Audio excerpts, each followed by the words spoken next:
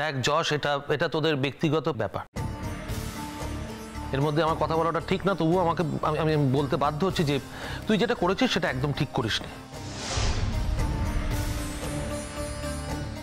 দেখ, ও রোহিণী এখন এক্সপেক্টিং, ও এখন সন্তান সম্ভবা, ওর প্রতি তোর আরো কেয়ারিং হওয়া উচিত, ওর প্রতি তোর আরো নজর দেওয়া উচিত। তা না করে তুই ওকে এইভাবে মেন্টাল স্ট্রেসের মধ্যে রাখছিস, এটা কি তুই ঠিক করছিস?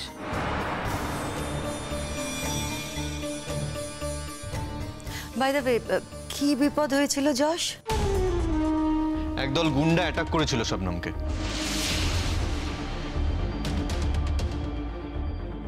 ওকে প্রায় তুলে নিয়ে যাচ্ছিল ওখান থেকে।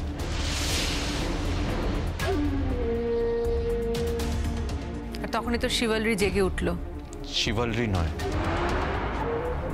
ভালোবাসা। তুমি আমার সামনে দাঁড়িয়ে আছো, এই কথাটা বলার সাহস দেখাচ্ছ? কেন? আমি তো চিরকাল এটাই জানি, সব বাবা মাই তাদের সন্তানের কাছে সত্যি কথা শুনতেই পছন্দ করে। দেখেছো একটা রাত কিরকম বদলে দিয়েছে, দেখেছো ওই মেয়ে? না, এক রাতে আমি বদলে অন্য একটা মানুষ হয়ে যাইনি রোহিণী। আমার ভেতরে এটাই ছিল, চিরকাল এটাই ছিল। তুই জানতিস খুব ভালো করে, স্বীকার করতে চাইতিস না। তোর কি মনে হয়, তোর কি মনে হয় শবনম বিপদে পড়েছে এটা শোনার পরও আমি না গিয়ে থাকতে পারবো? পেরেছি কোনোদিনও এরকম? পারিনি তো। এখানে আর কেউ জানুক না জানুক, তুই খুব ভালো করে জানিস রোহিণী শবনমকে আমি সত্যি কতটা ভালোবাসি।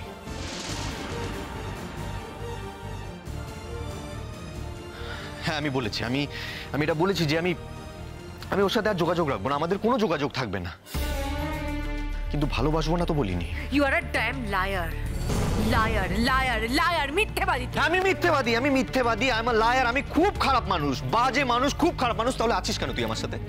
আছিস কেন? ছেড়ে চলে গেলি না কেন আমাকে? ফের তুমি একই কথা বলছো, একটা রাত, তার মধ্যে তুমি আগের পর্যায়ে চলে গেলে। আমি কোনো আগের পর্যায়ে যাইনি মা, কোনো আগের পর্যায়ে যাইনি। আমি যেই পর্যায়ে ছিলাম সেই পর্যায়ে আছি, একই জায়গায় আছি। যেদিন থেকে আমি শবনমকে দেখেছি মা, সেদিন থেকে আমি একই জায়গায় আছি। একবার তো শবনমের দিকে চোখ তুলে তাকিয়ে ফেলেছি মা।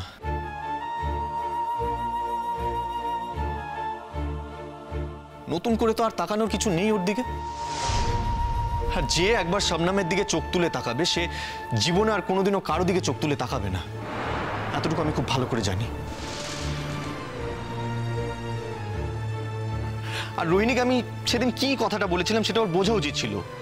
আমি কি বলতে চেয়েছিলাম সেটা তোর বোঝা উচিত ছিল রোহিণী, তুই বুঝিসনি। আমি বলেছি যে আমি শবনমের সাথে কোনো যোগাযোগ রাখবো না, আমাদের কোনো যোগাযোগ থাকবে না, কিন্তু তার মানে এই নয় রোহিণী যে আমি শবনমকে ভুলে যাব। যশ শোন না, বলছি যে বিপদটা ও কাটিয়ে উঠতে পেরেছে তো? ওর কোনো ক্ষতি হয়নি তো?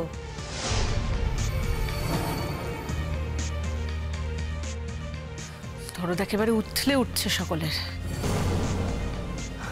অবভিয়াসলি রোহিণী, তা তো উঠবেই। আসলে মেয়েটা অনেকদিন আমাদের বাড়িতে ছিল, আর তাছাড়া আমরা তো ওকে সবাই ভালোবাসতাম, স্পেশালি আমি।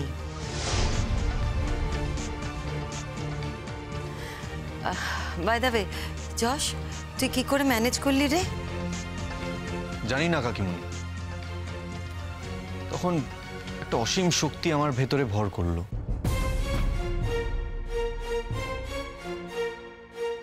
তা না হলে অতগুলো লোকের সাথে ওখানে লড়াই করে শবনমকে সেখান থেকে রেস্কিউ করে নিয়ে রিসর্টে যেতে পারতাম না।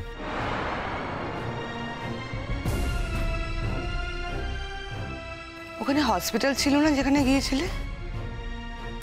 রিসর্টে কেন গেলে? আমার উচিত বলে মনে হয়েছিল, আমার উচিত বলে মনে হয়েছিল ওই রিসর্টে ওকে নিয়ে যাওয়ার। মা, এটা পুরোপুরি আমার ডিসিশন ছিল, এটাতে ওর ডিসিশন ছিল না, এটা পুরোপুরি আমার ডিসিশন ছিল। আর বারবার তোমাকে কেন মনে করিয়ে দিতে হবে যে I am an adult, I am an adult, I am an adult? এই ডিসিশনটা নেওয়ার অধিকার আছে আমার।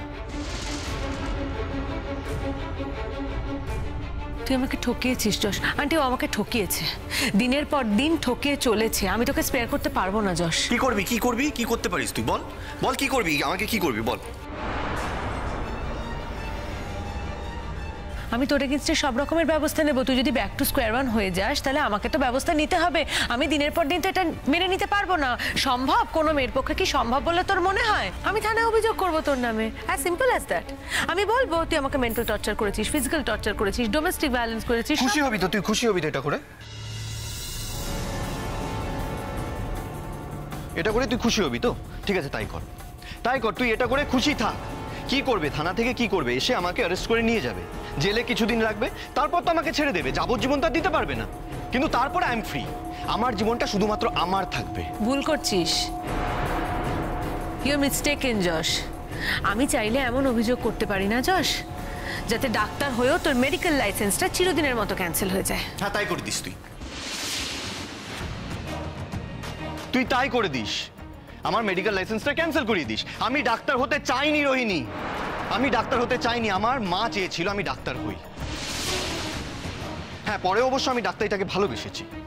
কি হবে, খুব বেশি কি হবে, আমার ডাক্তারি লাইসেন্সটা ক্যান্সেল হয়ে যাবে। আমি ডাক্তার হতে পারলাম না, আমি লোকের চিকিৎসা করতে পারলাম না, বাস এই তো। তুমি দেখছো কিরম ডেসপারেটের মতো কথা বলছে, তুমি দেখছো?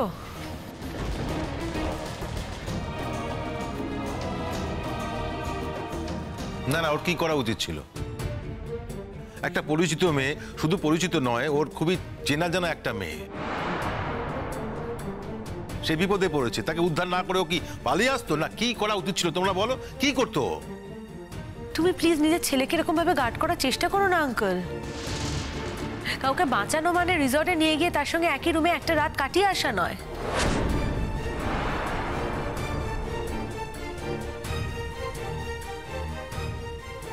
না না, ও তো একবারও বলেনি যে ওরা এক ঘরে ছিল। আর ওরা এক ঘরে ছিল না আলাদা ছিল তুমি তো গিয়ে দেখতে যাওনি।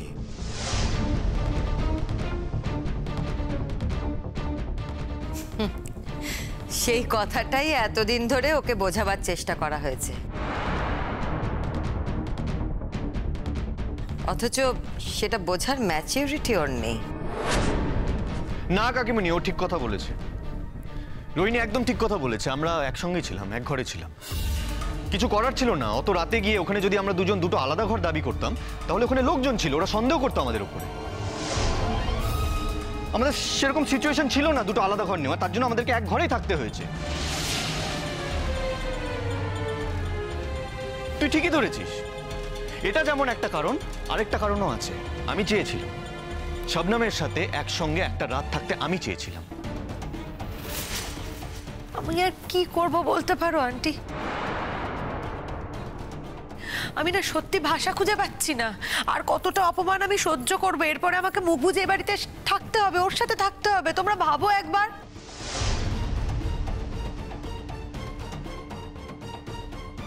তুমি সত্যি একটা কুলাঙ্গার যশ।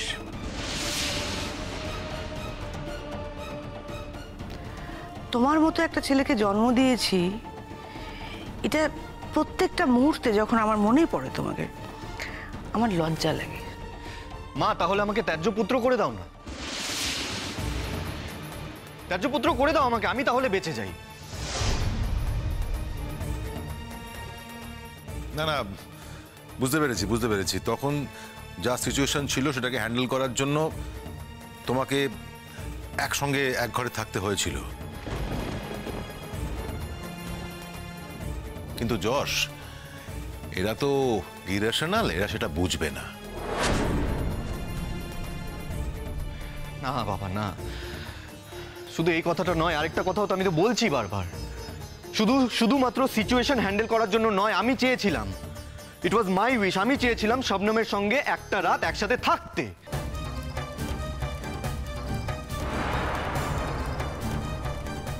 আমার বাকি জীবনটা শুদ্ধিকরণের জন্য। বলছি যে শবনম ফিরেছে যশ? একই সঙ্গে নিয়ে এলো গাড়ি করে, আবার জিজ্ঞেস করছে শবনম ফিরেছে কিনা। তোকে এত খবর কে দেয় রে Rohini?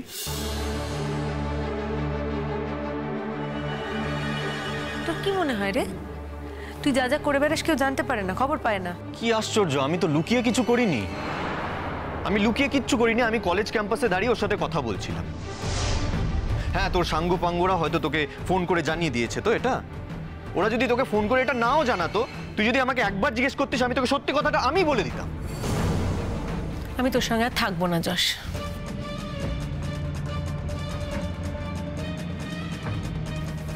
This is your decision. তোর ডিসিশন তো এটা, তোর চয়েস। কিন্তু থাকা উচিত নয়, আমার মতন একটা ছেলের সাথে তোর থাকা উচিত নয়। কি পেয়েছিস বলতো আজ অব্দি আমার সাথে থেকে? কি পেয়েছিস? কিছু পাসনি তো। ভবিষ্যতেও আমার কাছ থেকে কিছু পাবি বলে আশা রাখিস না, আমার মনে হয় না সেটা হবে। এতদিন বলিসনি কেন ঈশ্বর? এতদিন বলিসনি কেন? এতদিন বলতে পারিস কেন? আজকে বলছিস কেন? আজ যখন আমি প্রেগনেন্ট এই কথাগুলো বলতে লজ্জা করছে না তোর? তোর লজ্জা করছে না? আমাকে ইউজ করার সময় মনে ছিল না এই কথাগুলো? Shut up.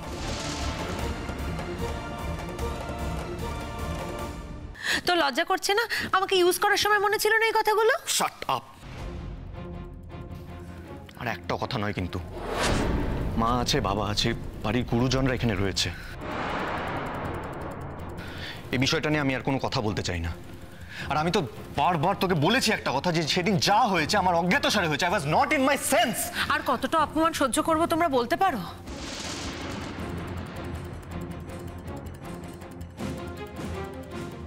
তোমরা সিরিয়াসলি বলবে আর কতটা নিচে নামবো আমি, কত ছোট হব, কত অপমানিত হব? এটা হতে পারে না যশ। তুমি কাকে ভেবে কি করেছো আমি মা হয়ে বলতে বাধ্য হচ্ছি, সেটা আমাদের জানার দরকার নেই। রোহিণী প্রেগনেন্ট, তুমি বাবা হতে চলেছো, এখন তুমি অন্য পথে যেতে পারো না? যাবো না তো, যাবো না। আমার জন্য নয়, আমি পা বাড়িয়েছিলাম মা, আমি পা বাড়িয়েছিলাম, কিন্তু শবনম আমাকে অ্যালাউ করেনি।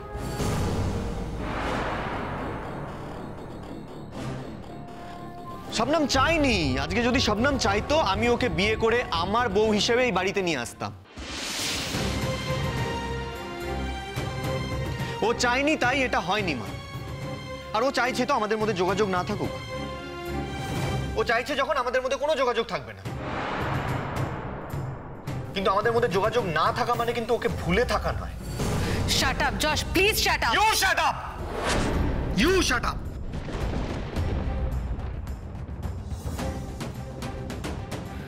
কি ভেবেছিলি তুই একটা মানুষকে আমার মন থেকে চিরকালের মতন মুছে ফেলতে পারবি? মুছে দিবি তুই শবনমকে আমার মন থেকে? এত ক্ষমতা তোর, এত দম্ভ তোর? তুই যতবার জেদ করবি না রোহিণী, যতবার তুই জেদ করবি ততবার মনের দিক থেকে আমি ওর কাছে ছুটে যাব। আর তুই কিচ্ছু করতে পারবি না, কিচ্ছু করতে পারবি না। তুই তুই ভুল খেলেছিলি, ভুল খেলেছিলি রোহিণী, তুই ভুল করেছিস।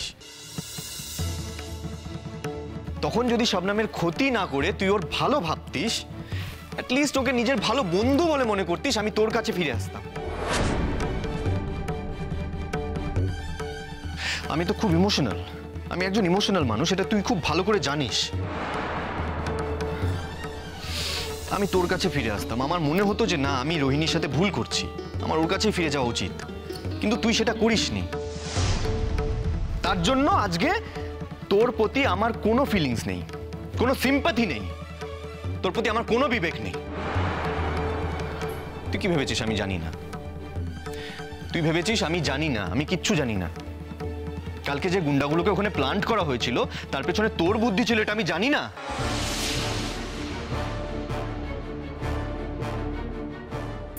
কি বলি তুই? এত বড় কথাটা বলতে পারলি তুই? কলেজ ক্যাম্পাসে যখন স্বপ্নদীপ তোর সাথে ফোনে কথা বলছিল, আমি কিন্তু ওকে দেখেছি। তুই কি ভাবিস রোহিণী? কি ভাবিস কি তুই? তুই সবাইকে শাস্তি দিতে পারবি, কেউ তোকে শাস্তি দিতে পারবে না। আমি পারবো না তোকে শাস্তি দিতে।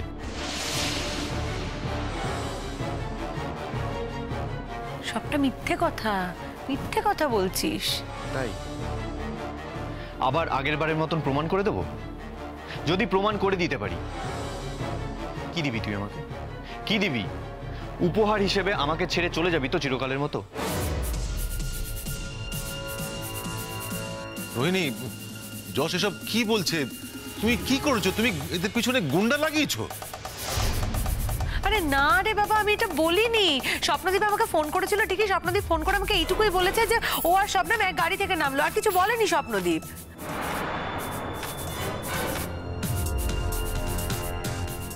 আমার বাবা খুব ভালো করে জানে যে তার ছেলে কখনো মিথ্যে কথা বলে না।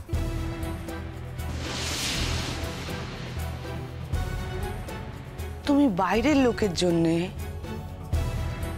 নিজের ঘরে অশান্তি করো না প্লিজ। হঠাৎ গলাটা নামিয়ে কথা বলছো যে মা?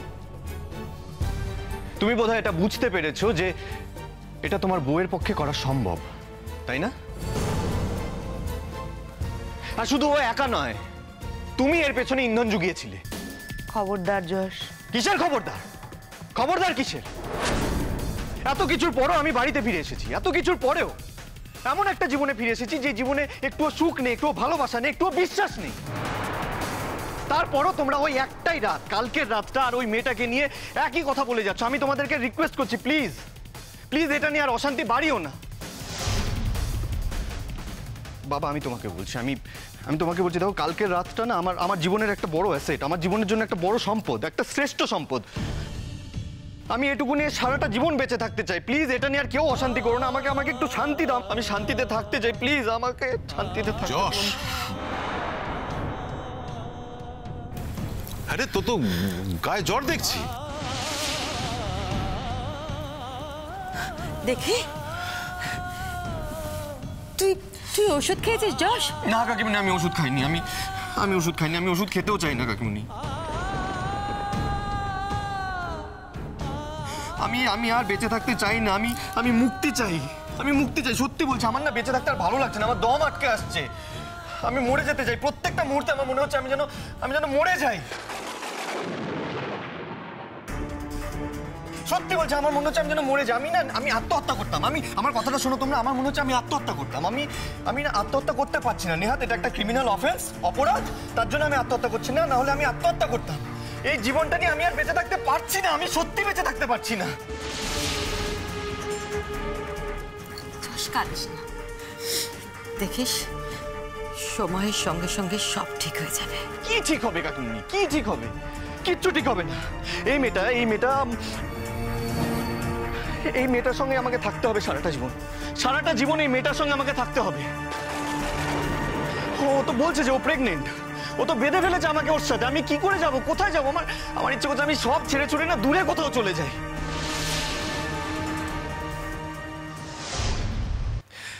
আমার ইচ্ছে করছে আমি ছুটে বেরিয়ে যাই, সব ছেড়ে ছুড়ে এখান থেকে ছুটে বেরিয়ে যাই। আমি না, আমার এখানে আর থাকার ইচ্ছেই নেই। হ্যাঁ, তাই বলে আমি এটা বলছি না যে আমি আমার সঙ্গে শবনমকে নিয়ে যাব। শবনমকে আমার সঙ্গে নিয়ে যাওয়ার কথা আমি ভাবছিও না। আমি একাই চলে যাব, যেখানে যাই আমি একাই যাব।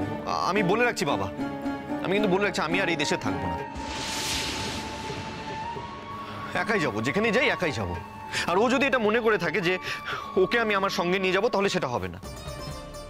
আমি ওকে কোনো মতে আমার সাথে নিয়ে যাব না। এর জন্য যা শাস্তি দিতে চায় দিক, আমার তাতে কোনো অসুবিধা নেই।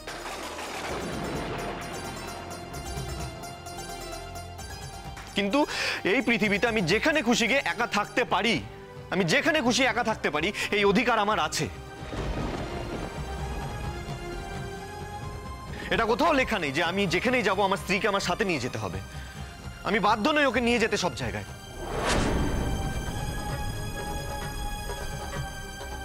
আমি আমার দায়িত্ব পালন করব, যা খরচ খরচা লাগে আমি সব পাঠাবো। কিন্তু আমি আর পারছি না, আমি সত্যি আর পারছি না। আমি আর এখানে থাকতে পারবো না। আমি সত্যি চলে যাব। প্লিজ আমাকে তোমরা রেহাই দাও, আমাকে বাঁচতে দাও তোমরা, প্লিজ।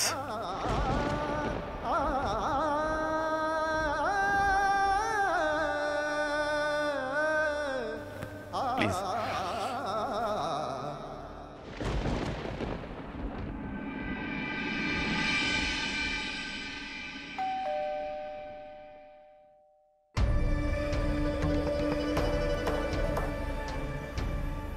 আমি জানতাম তোমরা আসবে, কিন্তু যা ঘটেছে তাতে আমার কোনো দায় ছিল না। না না, তোমার দায় কে বলেছে? একটা ঘটনা যখন ঘটে তখন তো আর এক হাতে তালিটা বাজে না, দু হাতেই তালিটা বাজে। কিন্তু মুশকিল কি জানো, মাঝে মধ্যে না এক হাতেও তালি বাজে। কারণ দু হাতে তালি বাজানোর জন্য যেই হাতটা বাড়িয়ে দেওয়া প্রয়োজন, সেই হাতটা কিন্তু আমি কোনোদিনও বাড়িয়ে দিইনি।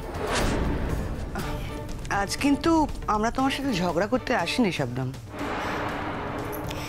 আমার সাথে ঝগড়া কেন করবে তোমরা? আমি কি ঝগড়া করার যোগ্য নাকি? তোমরা তো আমাকে শুলে চড়াতে এসছো।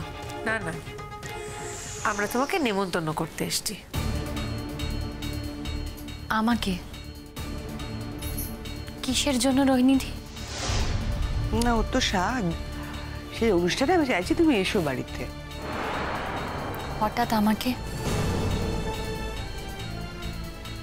যে মানুষটাকে তোমরা সব সংসর্গ থেকে বাদ দিয়ে দিয়েছো, সেই মানুষটাকে চাওয়ার মানে? আমি চাই শবনম, আমার সন্তান তোমার আশীর্বাদ পাক। রোহিণীদি, তোমার বাচ্চার জন্য আমার আশীর্বাদ সবসময় থাকবে। তার জন্য আমার তোমাদের অনুষ্ঠানে যাওয়ার কোনো প্রয়োজন হবে না।